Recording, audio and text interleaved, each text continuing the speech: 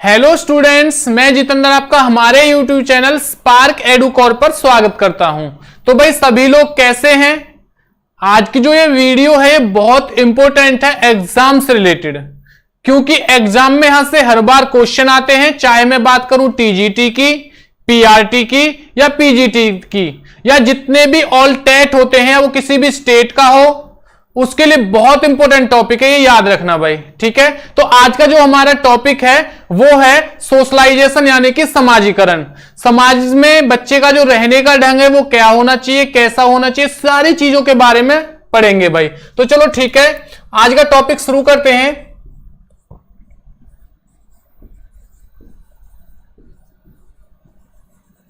Psychology, जिसे हिंदी में कहते हैं मनोविज्ञान।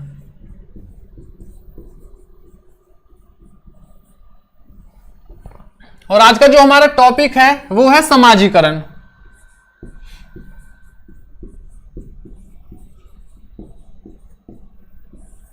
जिसे इंग्लिश में कहते हैं सोशलाइजेशन।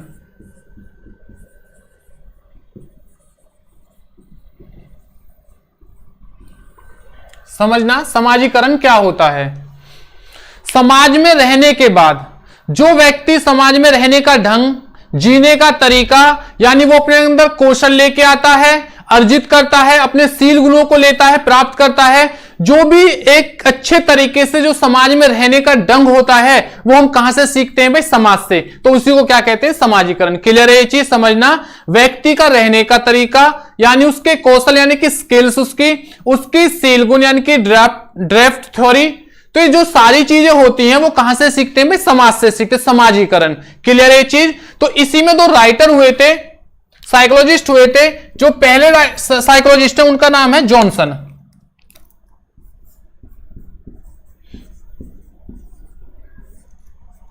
तो समझना जॉनसन ने क्या कहा था। जॉनसन ने कहा था समाजीकरण सीखना है। समाजीकरण क्या है? सीखना।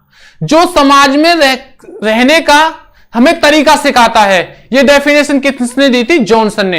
यानी कि जो समाजीकरण है वो क्या है? सीखना। क्योंकि जैसे बच्चे ने जन्म लिया, वो अपने किससे मिला? माता पिता से, उसके बाद अपने परिवार से, परिवार के बाद किससे? अपने फ्रेंड से, दोस्त से, आस पड़ोस में, पड़ोसियों से, फिर स्कूल में टीचर से, फिर फ्रेंड से। जो सारी चीजें वो क्या एक समाज है।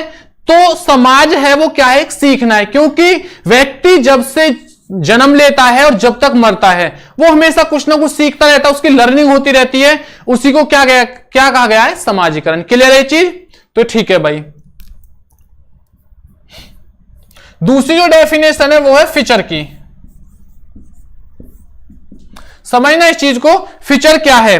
फिचर ने कहा था समाजीकरण वह स्वरूप है जिसके द्वारा व्यक्ति समाज में रहकर समाज के तौर तरीकों को सीखता है। क्या कहता है? समाज में रहकर समाज के तौर तरीकों को सीखता है। यह किसने कहा था? फिशर ने कहा था। तो क्लियर है भाई ये चीज? दो डेफिनेशन है, सिर्फ दो साइकोलॉजिस्ट राइटर है, उन्होंने बहुत इंपॉर्टेंट वो है थ्योरी है, याद रखना भाई सभी के लिए। तो क्लियर है? समाजीकरण का क्या मतलब होता है? समाज में जो सही तरीके से रहने का ढंग है वो कहां से सीखता है व्यक्ति? समाज से सीखता है।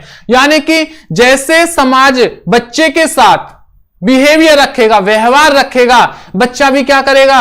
समाज के साथ वैसा ही व्यवहार करेगा। अगर मैं आपको कहूं कि बच्चे से हम कहें प्यार से, बेटा एक गिलास पानी ले आ, तो शायद हो सकता है बच्चा मान ले और जाके एक गिलास पानी ले आए। अभी मैं किसी बच्चे से बोलूं चल खड़ा हो और एक गिलास पानी लेके आ, क्या बच्चा ऐसा कर सकता है? बिल्कुल नहीं कर सकता। क्यों? क्योंकि मैंने उसके साथ ऐसा रिएक्शन बिहेवियर कर दिया, वो मुझसे क्या कहेगा? मुझ पे नहीं आ रहा, अपने आप ले लो। यानी कि समाज में जिस तरीके से समाज बच्चे के साथ क्या करेगा भाई? व्यवहार रखेगा, उसी तरीके से जो बच्चा है वो भी क्या? समाज के साथ वैसा ही व्यवहार करेगा। क्लियर है चीज? समाजीकरण क्या होता है? ये चीज क्लियर हुई? ठीक है भाई, चलो अब आगे चलते हैं इसी में।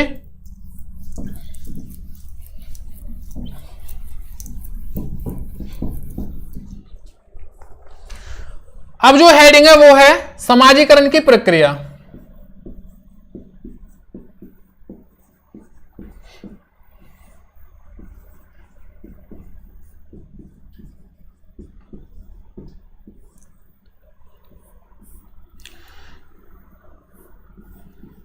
समाजीकरण की प्रक्रिया में क्या है कि समाज में योगदान देने वाले जो चीजें होती हैं वो कौन कौन सी होती हैं। तो जो पहला होता है वो होता है बच्चे का पालन पोषण। पहला जो पॉइंट है वो क्या है? पालन पोषण। देखिए, अगर बच्चे का सही तरीके से पालन पोषण नहीं होगा तो वो समाज के साथ क्या करेगा, वो समाज के साथ अच्छे तरीके से तालमेल नहीं बिठा सकता। क्यों? क्योंकि उसके दिमाग में हर टाइम बस ये घूमती रहेगी, भाई मेरे साथ मुझे अच्छा खाना नहीं मिल रहा, मुझे अच्छे और दूसरे लोगों की तरह मुझे अच्छे कपड़े नहीं मिल रहे। यानी उसका क्या, अपने ऊपर ध्यान जाएगा, वो कंपेयरिंग करने लगेगा किसी दूसरे पर्सन के साथ। और जहां वो कंपेयरिंग करेगा क्या होगा, उससे बड़ी मतलब फील होगी ये चीजें कि भाई मेरे पास ये सारी चीज नहीं है, वो दूसरों के पास है। तो आगे चल के क्या होगा, वो समाज के साथ सही तरीके से तालमेल नहीं बिठा सकता। जिन बच्चों का पालन पोषण बड़े ध्यान से और अच्छे तरीके से होता है, वो क्या करते हैं, वो समाज के साथ अच्छे तरीके से तालमेल बिठाते हैं, वरना क्या होता है, वो तालमेल नहीं बिठाते। तो सबसे पहला जो पॉइंट होता है, बच्चे को जो इफेक्ट करता है यानी योगदान करना होता है, वो क्या कहता है, पालन पोषण। यानी कि जो हमारा पालन पोषण है, हम जो बच्चे का पालन पोषण करें वो क्या करें, बड़े अच्छे तरीके से करना चाहिए। क्लियर है ये चीज। दूसरा पॉइंट जो है भाई वो है सहयोग।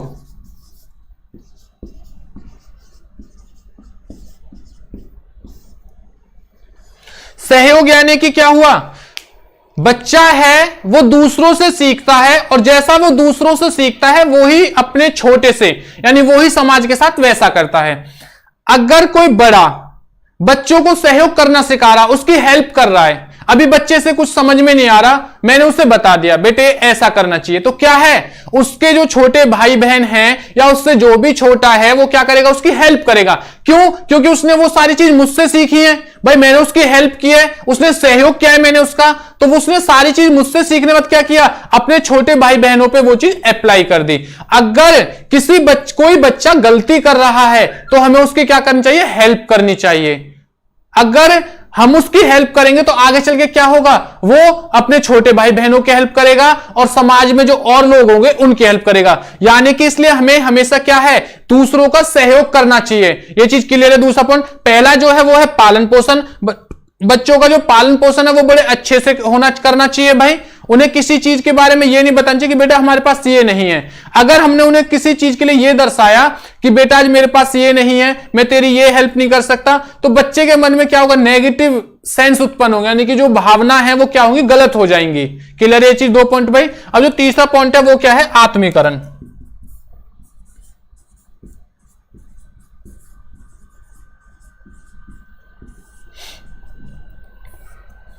समझना इस चीज को।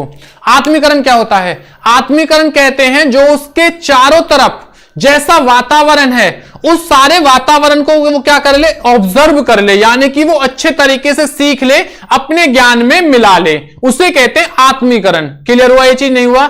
जैसे सपोज करना, आज उसके सामने कोई बहुत अच्छी चीजें कर रहा हूं मैं, जैसे मैंने उसके सामने अच्छी अच्छी चीजें करी, दूसरों की हेल्प कर रहा हूं, किसी का सहयोग कर रहा हूं, किसी की और किसी से गलत नहीं बोल रहा, तो बच्चा क्या कर रहा है, उन सब चीजों को सीख रहा है कि भाई जो ये इंसान है ये सभी के साथ अच्छे तरीके से बातचीत कर रहा है, इसका जो बिहेवियर है वो बहुत अच्छे तरीके से है।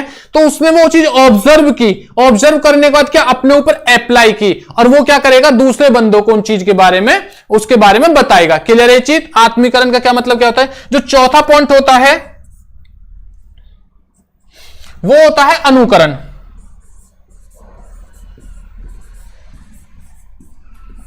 अनुकरण का मतलब क्या होता है, अनुकरण का मतलब होता है दूसरे से सीखना, दोहराना, दूसरे से सीखना, अनुकरण करना। भाई मैंने अभी किसी बच्चे के सामने जो भी चीज एक्टिविटी की, वो क्या किया, उसने वही चीज दोहराने लगा। क्लियर है ये चीज। अनुकरण का मतलब क्या होता है भाई। जो 5वां पॉइंट है इस चीज को समझना, मैं यहां लिख देता हूं, जो भाई 5वां पॉइंट है, ये याद रखना, एग्जाम के लिए बहुत इंपॉर्टेंट है भाई। क्या होता है, कभी कभी सीधा क्वेश्चन आ जाता है कि इनमें से कौन सा समाजीकरण की प्रक्रिया पर प्रभाव घेरता है, यानी योगदान करता है, और कौन सा नहीं करता, ये हमेशा याद रखना। क्लियर है चीज। उसके बाद भाई जो आपका है पुरस्कार एवं दंड। 5वां पॉइंट क्या है आपका, पुरस्कार एवं दंड।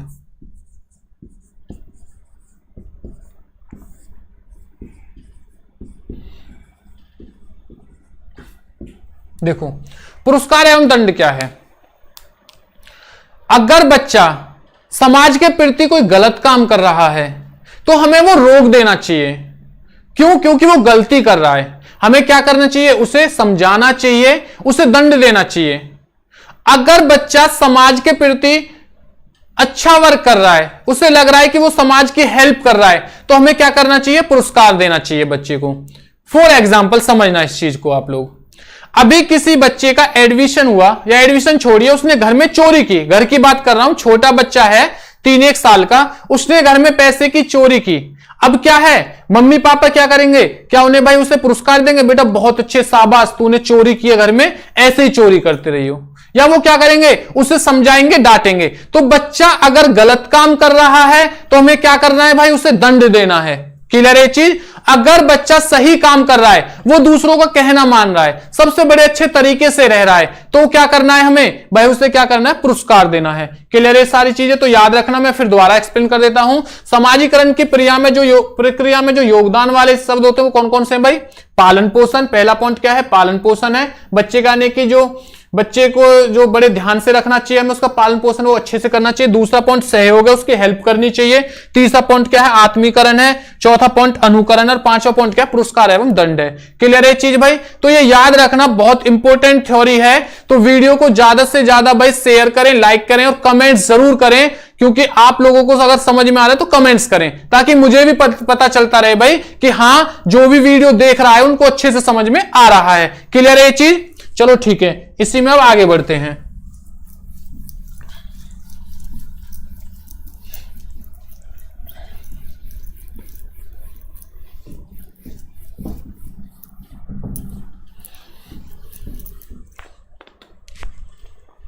देखिए सेम जो वो है, इससे पहले समाजीकरण प्रक्रिया में योगदान देने वाले लिख रहे, उसमें जो छठा पॉइंट है वो कौन सा होता है, वो होता है वंशानुक्रम।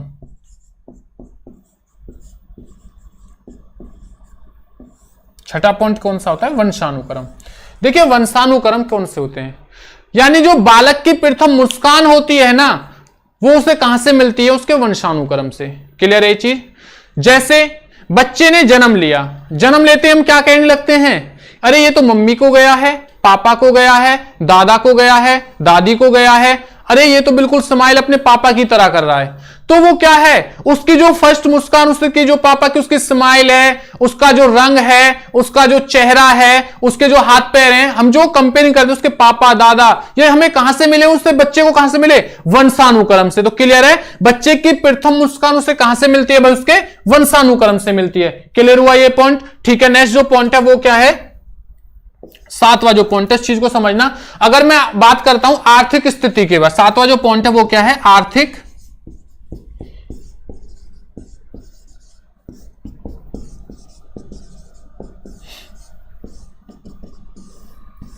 देखिए आर्थिक के से ही शब्द से ही पता चल रहा होगा, यानी कि उसकी जो फैमिली कंडीशन है वो कैसी है। अगर बच्चा कमजोर है, किससे, अपने घर से, तो क्या होगा, बच्चे का समाजीकरण अच्छे तरीके से नहीं हो सकता। क्यों, अगर उसके पास पैसा नहीं है, उसकी फैमिली में क्या है, सही तरीके से खाने के लिए उससे भाई पूरी रोटी भी नहीं मिल रही है, भरपेट उसे खाना भी नहीं मिल रहा है, उसकी कोई जरूरत पूरी भी नहीं हो रही है, तो वो क्या समाज के साथ तालमेल बिठा सकता है, बिल्कुल नहीं बिठा सकता। क्यों, क्योंकि उसकी ऐसी कंडीशन ही नहीं है वो समाज के साथ तालमेल बिठाए, या फिर अपने घर का खर्च चलाए, या फिर अपना पेट भरे। तो उसका माइंड क्या हो जाता है, डाइवर्ट हो जाता है। क्या कि भाई मुझे अपनी फैमिली को आगे लेके जाना है, जो मुझसे छोटे भाई बहन हो, अगर मैं भी ना खाऊं कम से कम उनका पेट भरा रहे। यानी कि आर्थिक स्थिति क्या होती है भाई, उस चीज पे बहुत बड़ा इफेक्ट डालती है बच्चे के समाजीकरण में। क्यों, क्योंकि आगे चल के अगर बच्चों का, अगर मैं बात करूं, अगर फैमिली कंडीशन सही नहीं है तो कोई भी बच्चा सही तरीके से अपने गोल को अचीव नहीं कर सकता। जैसे अभी कोई बच्चा चाह रहा है कि मुझे लाइफ में कुछ आगे करना है, उसे किसकी, बुकों की जरूरत हुई कि मुझे बुक लेके आनी है, तो क्या होंगे, पेरेंट्स क्या करेंगे कि बेटा हमारे पास पैसे नहीं है जो तू किताब लेके आए, किसी अपने दोस्त के से पढ़ ले। वो दोस्त के पास गया, उसने मना कर दिया, किसकी वजह से हुआ ये भाई, ये सारी चीजें उसकी हुई है फैमिली कंडीशन की वजह से। अगर पैसा होता तो वो दोस्त के पास ना जाकर क्या करता, बुक लेके आता। वो कहे कि पापा मुझे एक अच्छे स्कूल में पढ़ना है, भाई उसकी फैमिली की इतनी वो नहीं है वो अच्छे स्कूल में पढ़ा सके, तो क्या है, तब भी वो समाज से अच्छा तालमेल नहीं कर सकता। तो वो सारी चीजें बहुत डिपेंड करती हैं फैमिली बैकग्राउंड के ऊपर। ठीक है भाई। आठवां जो पॉइंट है इसी में, वो कौन सा होता है, वो होता है संवेगात्मक। कौन सा होता है, संवेगात्मक विकास।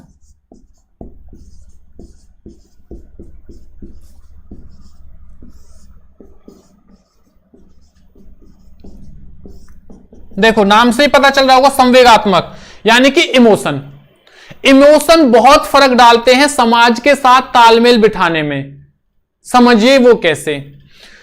बच्चे को अभी क्रोध आ रहा है, गुस्सा आ रहा है उसे, और वो ऐसे ही समाज में किसी से बात करने चले जाए, यानी किसी दूसरे पर्सन से वो बात करने जाए, तो क्या है उस चीज का, क्या वो सही तरीके से उस चीज को सॉल्व कर सकता है? बिल्कुल नहीं कर सकता। क्यों? क्योंकि उसे अपने ऊपर कंट्रोल ही नहीं है।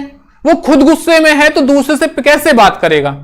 तो ये याद रखना, अगर किसी को हमें अगर समाज के साथ अच्छे तरीके से तालमेल बिठाना है तो हमें अपने संवेगों के ऊपर क्या करना होगा? नियंत्रण करना होगा। जैसे मैं बात करूं, अभी कहीं पर किसी परिवार के अंदर कोई मृत्यु हो जाए, कोई घटना हो जाए, और मैं वहां जाके डीजे बजा के डांस करने लगूं और वहां, या फिर मैं जोर जोर से हंसने लगूं, क्या ये सही रहेगा? नहीं रहेगा। क्यों? क्योंकि ये समाज के साथ बैठने का सही तरीका नहीं है। क्योंकि जब वहां दुख हो रहा है तो मुझे क्या है, मुझे वहां पर भी भाई क्या अपने आप को शो करना पड़ेगा कि हां जो आपको ये प्रॉब्लम है, मुझे वो दुख है। लेकिन अगर मैं ऐसा नहीं करूंगा तो क्या है, क्या मैं समाज के साथ बैठ सकता हूं? बिल्कुल नहीं बैठ सकता भाई। तो इसलिए बच्चे को अपने संवेगों के ऊपर क्या होना चाहिए? कंट्रोल बहुत जरूरी है होना। अगर उसे कंट्रोल नहीं होगा तो वो समाज के साथ क्या होगा? तालमेल अच्छे तरीके से नहीं कर पाएगा। क्लियर है चीज? तो समझना। छठा पॉइंट बताया था मैंने आपको वंशानुक्रम, सातवां पॉइंट कौन सा होता है? आर्थिक स्थिति, और आठवां कौन सा होता है? संवेगात्मक विकास। नौवां जो है वो क्या है? संस्कृति।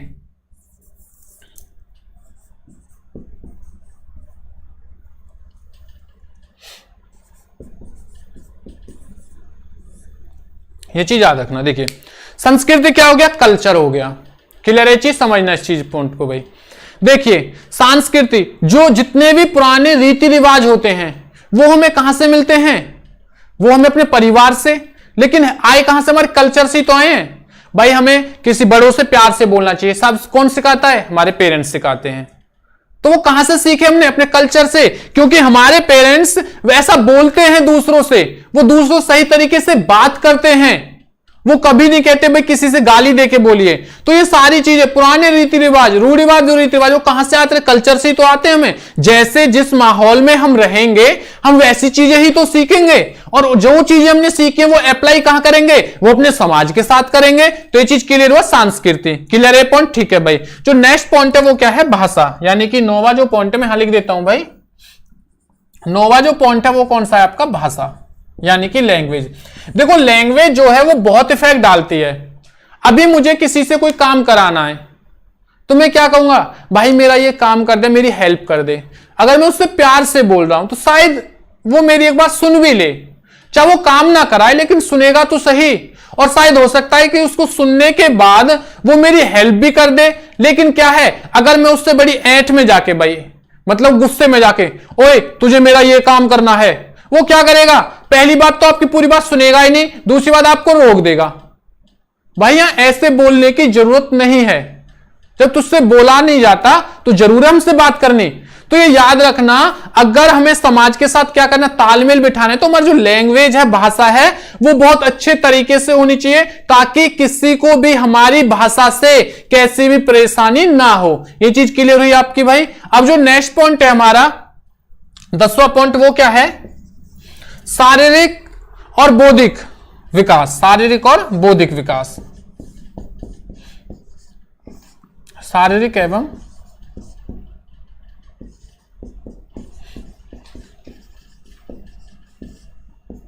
बौद्धिक विकास, इस चीज को समझना भाई। शारीरिक एवं बौद्धिक का मतलब क्या है? हम समाज से तभी अच्छी तरीके से उसमें घुल मिल सकते हैं, यानी कि उसके साथ समायोजन कर सकते हैं, जब हमारा जो शारीरिक विकास है वो सही हो, और हमारा जो माइंड यानी कि दिमाग है उसका जो स्तर है यानी कि विकास है वो अच्छी तरीके से डेवलपमेंट किया हो। जैसे अगर मैं बात करूं, अब मैं वैसे मुझे फीवर आ रहा है, मेरी तबीयत खराब है, और मैं कहीं किसी की समस्या को सुनने सॉल्व करने चले, ऐसा हो सकता है? नहीं हो सकता। मैं उसकी ना तो पूरी बात सुन सकता, ना उसकी कोई हेल्प कर सकता। क्यों? क्योंकि जो मेरी बॉडी है, वो शरीर है, वो इससे ही नहीं है। तभी तो मैं समाज के साथ सही तरीके से तालमेल बिठाऊंगा भाई। जब मेरी बॉडी सही नहीं है तो मैं उसके साथ रह कैसे सकता हूं? बिल्कुल नहीं रह सकता।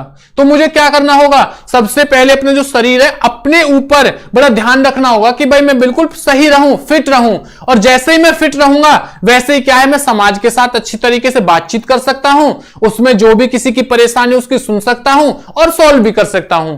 यही तो होगा। यानी कि अगर मेरी बॉडी ही, यानी कि मैं खुद बीमार पड़ा हूं, बहुत ज्यादा फीवर है, तो क्या है, लोग मुझे पहली बात आने ही नहीं देंगे। अगर मैं बात करूं जैसे आज के टाइम में 2020 में जो कोरोना चल रहा है, यह भी तो एक बीमारी है। क्या है, अगर किसी को कोरोना हो जाए तो क्या ऐसा है कि हम उसे अपने घर पे आने दें? बिल्कुल नहीं आने दें। क्यों? हम कहेंगे भाई पहले सही हो जा। वो चाहे हमारा कितना भी रिलेटिव है, कितना भी नजदीक है, क्लोज है, हम उससे कहेंगे पहले तू सही हो जा। जब तू सही हो जाएगा तब तुझसे हम बात करेंगे। तो भाई सबसे पहले में क्या करना है? अपने ऊपर ध्यान देना है ताकि हम बिल्कुल सही रह सकें। और जब हम सही रहेंगे तो हम समाज के साथ क्या करेंगे? तालमेल अच्छे से बिठा सकते हैं। क्लियर है ये चीज भाई? तो याद रखना, छठा जो पॉइंट है वो है हमारा वंशानुक्रम। सातवां जो पॉइंट है आर्थिक स्थिति है। आठवां जो पॉइंट है संवेगात्मक विकास। नौवां पॉइंट संस्कृति। और 10वां जो पॉइंट है, सॉरी पॉइंट थोड़ी गलत हो गए भाई, 10वां जो पॉइंट है वो भाषा। 11वां पॉइंट क्या है? शारीरिक एवं बौद्धिक विकास। क्लियर है ये चीज? तो भाई जो आपकी ये पॉइंट है ने याद रखना कि योगदान करने वाले कौन कौन से फैक्टर यानी कारक हैं, ये याद रखना। एग्जाम में क्या होता है, आपसे पूछ लेंगे इनमें से कौन सा कारक है या नहीं है, समाजीकरण को प्रभावित करने वाला कौन सा कारक है या कौन सा नहीं है, वो आपको ऑप्शन में दे देंगे भाई। परिवार, या फिर आपके क्या करेंगे, परिवार दे दिया, भाषा दे दिया, आपको शारीरिक एवं बौद्धिक विकास दे दिया और वंशानुक्रम दे दिया। उपयुक्त सभी या इनमें से कोई नहीं है, कोई और पॉइंट डाल देंगे, याद रखना। तो सारे के सारे पॉइंट आपको क्या होने चाहिए, आपको याद होने चाहिए अच्छे तरीके से। तो भाई वीडियो जैसी आपको अच्छी लग रही हो तो जरूर कमेंट्स करें और कमेंट्स करते रहिए और वीडियो को ज्यादा से ज्यादा शेयर करें ताकि और लोग भी इस वीडियो का फायदा उठा सकें, ताकि उनको भी अपने किसी भी टेट एग्जाम को क्लियर करने में कोई परेशानी ना हो, वो सभी के सभी भी टेट अपना क्लियर कर सकें। तो वीडियो को ज्यादा से ज्यादा क्या है भाई, शेयर कीजिए। चलो इसी टॉपिक में अब आगे चलते हैं।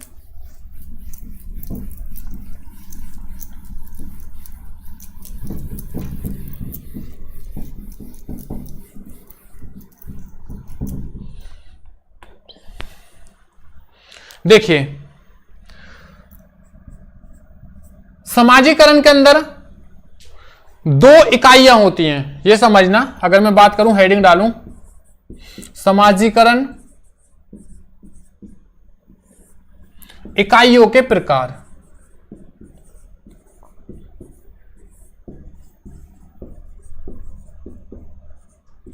तो याद रखना वो कितने होते हैं भाई, वो दो होते हैं।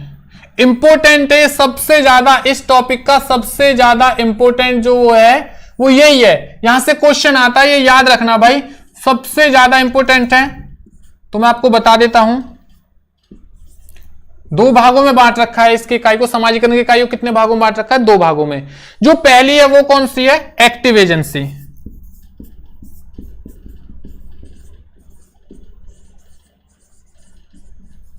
जिसे हम बोलते हैं सक्रिय एजेंसी, अगर मैं हिंदी की बात करूं तो।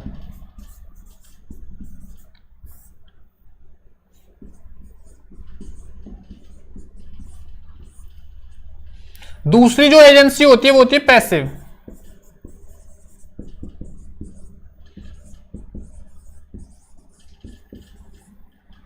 यानी कि निष्क्रिय एजेंसी।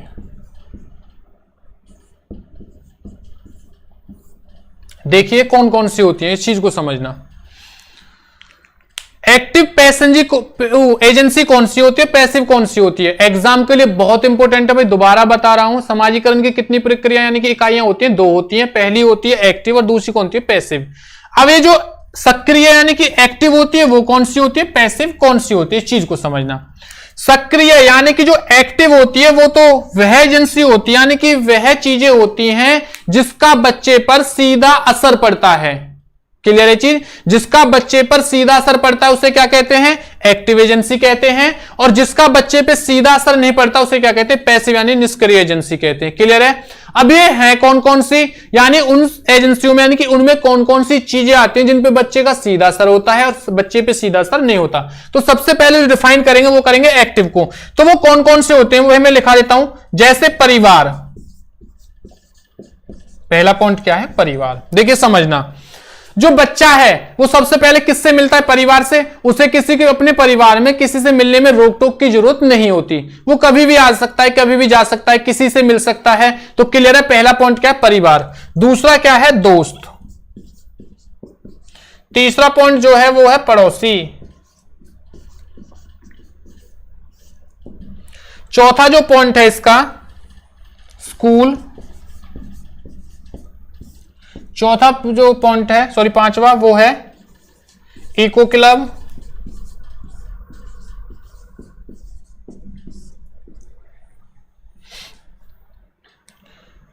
जो नेक्स्ट पॉइंट है, स्कूल में अध्यापक आ गए, आपका अध्यापक भी क्या इसी के अंदर आएगा, परिवार हो गया, दोस्त हो गया, पड़ोसी, स्कूल, इको क्लब और इको। क्लियर है चीज। उसके बाद में और कौन से होते हैं भाई आपके, जैसे और आपके रिलेटिव कौन से बंदे हो सकते हैं, रिलेटिव होते हैं हमारे कौन, जो रिलेटिव होते हैं जैसे रिश्तेदार,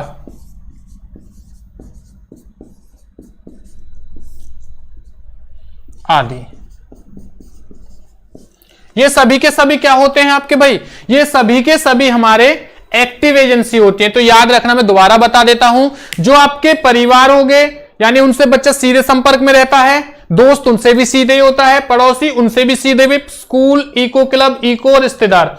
अब कह रहे होंगे सर इको क्लब क्या है। इको क्लब कहते हैं, जैसे कि हम अगर मैं बात करूं हमारी जो गांव की, जहां हम रहते हैं, जो हमारी हेल्प करते हैं, जैसे एक हमारा समुदाय टाइप में। क्लियर है चीज। अगर मैं बात करूं तो हमारा एक सर्कल हो गया, ये चीजें होती हैं। तो हमेशा याद रखना, इनमें से एग्जाम में क्वेश्चन क्या बनता है कि इनमें से कौन सी एक्टिव एजेंसी है और कौन सी पैसिव।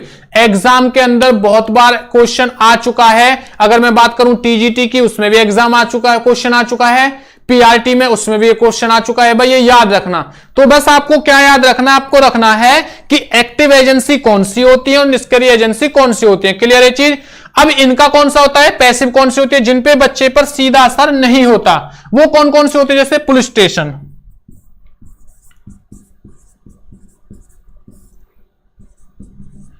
अब पुलिस स्टेशन में ऐसे तो है नहीं कि बच्चा खुद जाके भाई यूं ही बैठ जाए, नहीं, वो तब तक नहीं जाएगा जब तक उस पे कोई ना कोई जुर्म ना हो या उसे कोई काम ना पड़े, तभी तो है। ये थोड़ी नहीं कि आप ऐसे जाके बैठ जाओगे और पुलिस आपकी सुनेगी, बिल्कुल नहीं भाई। जब तक आप कोई गलती ना करोगे तब तक क्या है, आप उनसे सीधे संपर्क नहीं कर सकते। गलती करने पे आप उनसे जुड़ सकते हो। क्लियर है चीज। यानी कि जहां पर आप पे इनका सीधा असर ना पड़े। अब ये नहीं है कोई बच्चा सही तरीके से गांव में सही तरीके से रह रहा है, कहीं भी रह रहा है अच्छे तरीके से, वो पढ़ाई कर रहा है, कहीं जॉब कर रहा है, पुलिस आएगी और उसको छेड़ने लगेगी, बिल्कुल नहीं भाई, पुलिस से उसका कोई लेन देन नहीं है। लेकिन जैसे ही उससे कोई गलती हुई तो क्या है, पुलिस उसको टोक सकती है। जहां पर बच्चे पर सीधा असर पड़े वो क्या है भाई, एक्टिव, और जहां बच्चे पे सीधा असर ना पड़े वो कौन सा होता है, पैसिव होता है। क्लियर चीज। दूसरी चीज क्या होती है इसमें, दूसरी चीज होती है सार्वजनिक पुस्तकालय।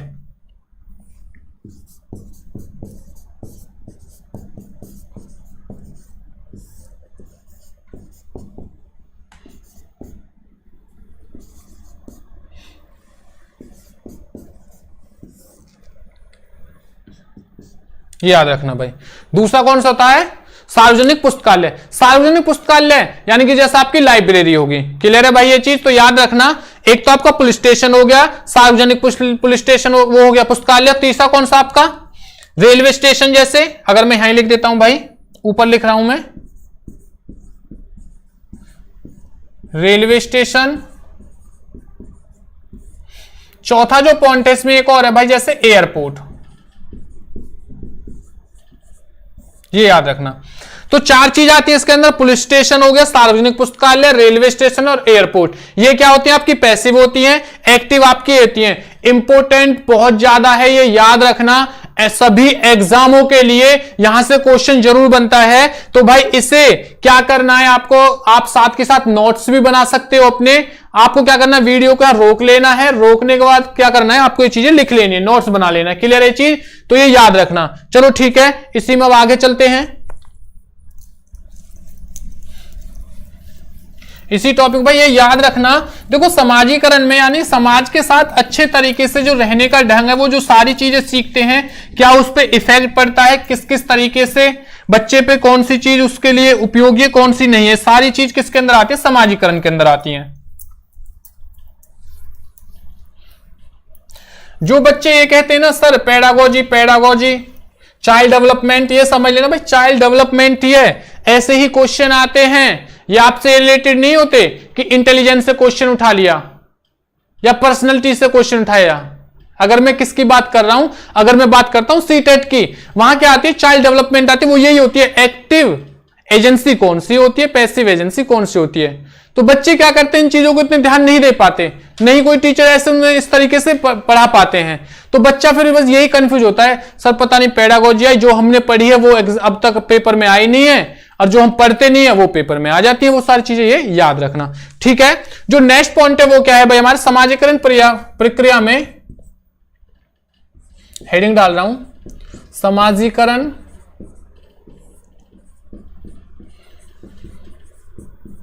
प्रक्रिया में योगदान देने वाले कारक।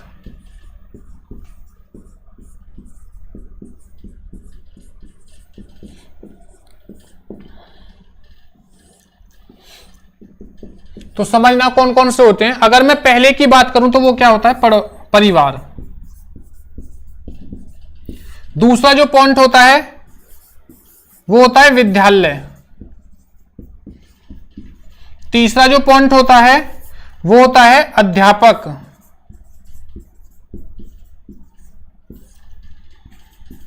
चीज क्लियर है आपकी। फर्स्ट जो पॉइंट होता है वो परिवार, सेकंड विद्यालय, और थर्ड क्या होता है आपका अध्यापक होता है। चौथा क्या होता है आपका पड़ोसी। चौथा पॉइंट कौन सा होता है भाई, पड़ोसी होता है। पांचवा जो पॉइंट होता है वो आपका क्या होता है, वो होता है आपका समुदाय। और जो छठा पॉइंट होता है वो होती है आपकी मीडिया। यहां से भी पेपर में क्वेश्चन आ चुका है, ये याद रखना। क्लियर है ये चीज आपकी। देखिए परिवार होता क्या है, इस चीज को समझना।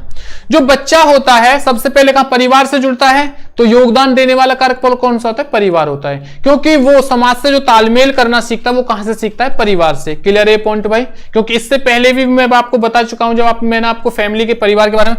विद्यालय, बच्चे ने क्या किया, परिवार में जन्म लिया, पड़ोसियों से मिला, उसके बाद क्या हुआ, विद्यालय में गया। क्योंकि विद्यालय में जैसा माहौल होगा, अगर उसे एक विद्यालय में अनुशासन वाला माहौल मिलेगा, सही तरीके से बोलना उठना खाना पीना, या उसे एक अच्छे तरीके से लाइफ जीना सिखाएंगे, तो वो क्या है, समाज के साथ वैसी ही प्रक्रिया करेगा। तो जब वो ऐसी प्रक्रिया करेगा वो समाज के साथ तालमेल अच्छा बिठा सकता है। तो दूसरा पॉइंट क्या बनता है, परिवार। तीसरा है अध्यापक। अगर जो अध्यापक है वो सत्यनिष्ठ है, कर्मनिष्ठ है, यानी कि हमेशा टाइम पे आता है, और क्या है भाई, हमेशा सच बोलता है, तो बच्चा क्या है, बच्चे पे उनका बिल्कुल सीधा फर्क पड़ेगा भाई। क्योंकि जिस तरीके से टीचर क्लास के अंदर रहेगा वैसा ही बच्चा रहेगा। सपोज करना अगर जो टीचर है गुस्से वाला है, तो क्या बच्चा क्या है, बच्चा उसके प्रति ना एक तो गलत नेगेटिव भावना पैदा कर लेता है, अरे ये टीचर तो मारता है, गुस्सा करता है, अच्छे से बात नहीं करता, इससे हमें नहीं पढ़ना। तो वो क्या है, वो ऐसी चीजों को सीख लेता है कि हमें किसी से अच्छे तरीके से नहीं बोलना, बातचीत नहीं करनी, हमेशा गुस्सा में बोलना है।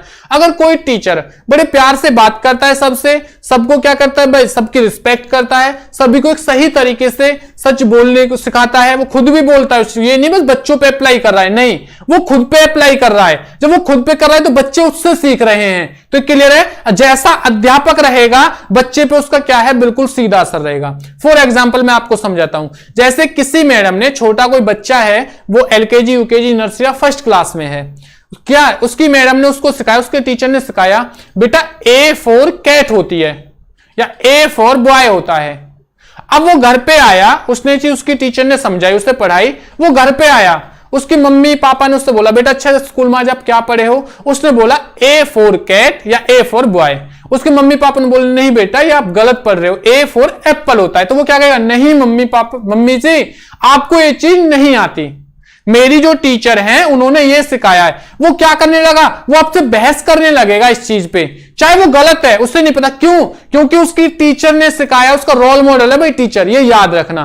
तो इसलिए टीचर का बहुत बड़ा इफेक्ट होता है, जैसा टीचर उसके बच्चों को सिखाता है क्या है, बच्चा वही चीज सीखता है। क्लियर है चीज। तो भाई परिवार हो गया, विद्यालय हो गया, अध्यापक हो गया, पड़ोसी। मैंने आपको बताया था परिवार से जैसे बच्चा निकला किसके साथ निकला भाई, पड़ोसियों के साथ। अगर माहौल पड़ोसियों का कैसा है, बिल्कुल बेकार है, खराब है, तो क्या है बच्चे ऐसे ही बनेंगे। कहते हैं ना संगत का तो भाई संगत की रंगत होती है। क्यों, अभी किसी एक कोई लड़का है, कोई बच्चा है, उसके जो जितना फ्रेंड सर्कल है वो सब ड्रिंक करते हैं, नशा करते हैं, स्मोकिंग करते हैं, झूठ बोलते हैं, चोरी करते हैं। तो क्या है वो बच्चा उन चीजों को धीरे धीरे सीखने लगेगा। क्यों, क्योंकि उसका माहौल ऐसा मिला, उसका जो ग्रुप है वो ऐसा हो गया। अब कहीं पे क्या है भाई, कहीं पे कुछ बच्चे अच्छे हैं, उसका जो ग्रुप है वो बिल्कुल सही है, वो कभी चोरी नहीं करता, माता पिता से झूठ नहीं बोलता, तो वो क्या है वो भाई वो ऐसी ही चीज सीखेगा और अप्लाई भी वही चीज करेगा। क्लियर है। यानी कि पड़ोसियों का बहुत बड़ा फर्क होता है। समुदाय यानी कि भाई समाज, ये चीज देखिए समझना, सेम कंडीशन है समाज, यानी जो भी आपके ग्रुप मेंबर हो गए वो सारी चीज, जो समुदाय है आपका, जहां समाज है, जहां आपको अच्छी चीजें आप सीख रहे हो, तो बहुत बड़ा इफेक्ट डालता है। अगर समुदाय बच्चे के साथ अच्छी एक्टिविटी नहीं कर रहा, अभी किसी बच्चे ने किसी अपने समुदाय में यानी अपने पड़ोसियों से, समुदाय मतलब पड़ोसी हो गए जो आपके पास लोग रह रहे हैं, वो सब समुदाय है।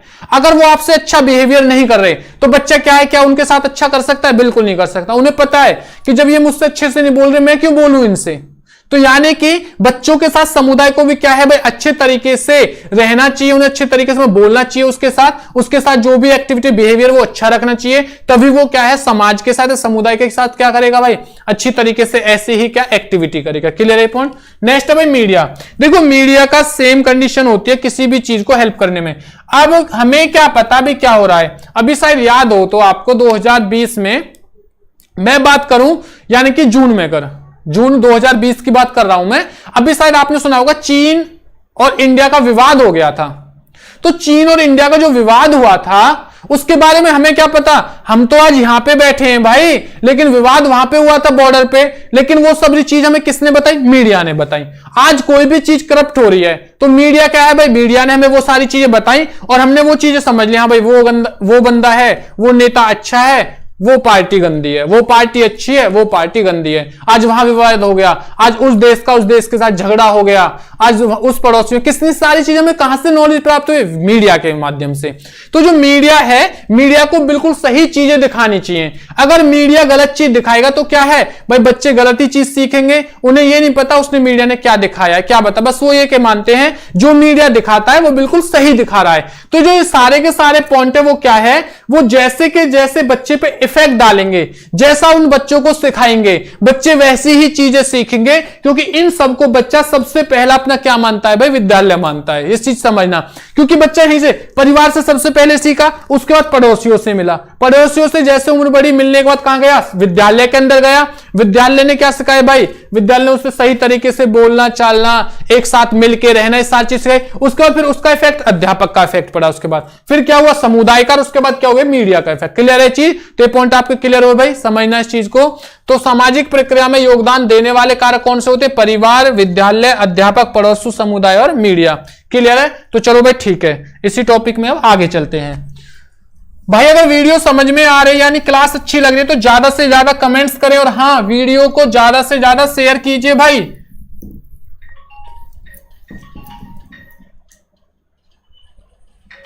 ठीक है भाई, इस चीज को याद रखना।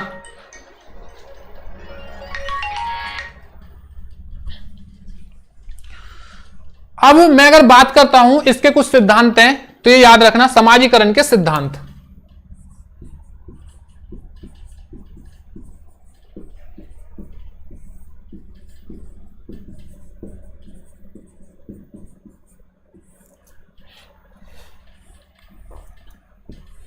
देखना समाजीकरण का सिद्धांत, जो पहला सिद्धांत है वो कौन सा है समझना भाई, सामूहिक प्रतिनिधित्व सिद्धांत। सामूहिक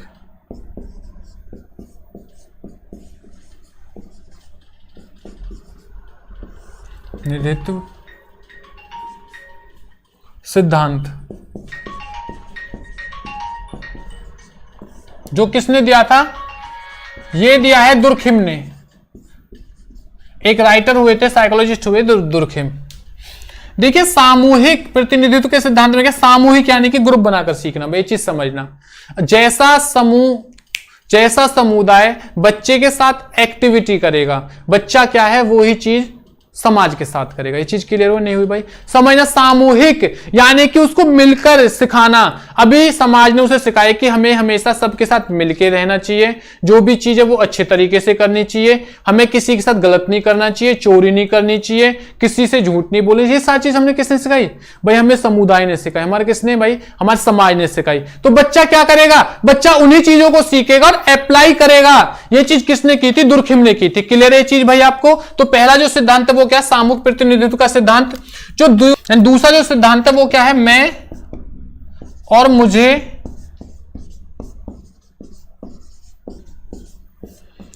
का सिद्धांत। ये किसने दिया था? मीड ने दिया था। ये याद रखना भाई। क्लियर है ये चीज? तो इन्होंने क्या कहा था? जैसे बच्चा समाज के साथ जुड़ा और वो समाज के लिए कार्य करने लगा, जहां उसकी थोड़ी बहुत लोगों में चलने लगी, लोग उसकी मानने लगे, तो उसमें किस चीज की भावना होगी? मैं की भावना होगी। किसकी भावना होगी भाई? मैं की भावना होगी। और जैसे ही उसमें मैं की भावना हुई तो वो क्या करने लगेगा? समाज को और आगे बढ़ाने के बारे में सोचेगा और धीरे धीरे समाज के क्या करने लगेगा? और कार्य करने लगेगा। समाज के लोग उसे और मानने लगेंगे। जहां समाज के लोग उसे और ज्यादा मानने लगेंगे तो भावना किसकी उत्पन्न होगी भाई? मुझे की भावना। याद रखना, मैं और मुझे एक दूसरे के पूरक हैं। यानी जैसे ही मैं की भावना आई, मैं की भावना, उसी तरीके से क्या हो जाएगा? फिर उसके अंदर मुझे की भावना उत्पन्न हो जाएगी। क्लियर है भाई? दूसरा पॉइंट ठीक है भाई। जो तीसरा पॉइंट है वो कौन सा पॉइंट है? याद रखना भाई। पहला पॉइंट हो गया सामूहिक, दूसरा हो गया मैं और मुझे, तीसरा पॉइंट है स्वदर्पण, स्वदर्पण का सिद्धांत।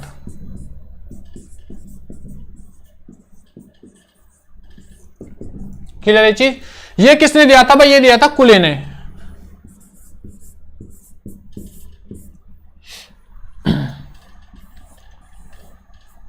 देखिए स्वदर्पण का मतलब क्या है? Self mirror.